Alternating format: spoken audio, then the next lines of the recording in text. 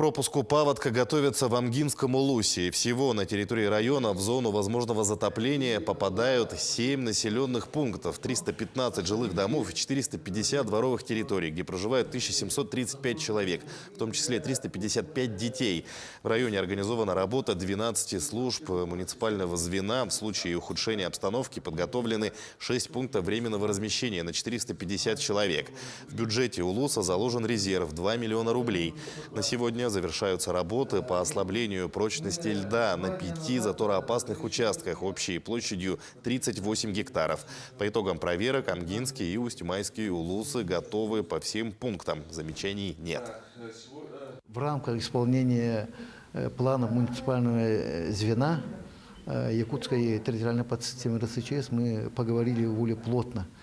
Всех желающих послушали, отчитались главы районов, главы наследников, которые разное время подпадали под затопление. В целом готовность есть. Недавно проходили командно-штабные учения Главного управления МЧС, где по актам смотрим, там готовы и ограниченно готовы. В целом подготовка есть, поэтому мы надеемся, что сегодняшнее заседание будет эффективным.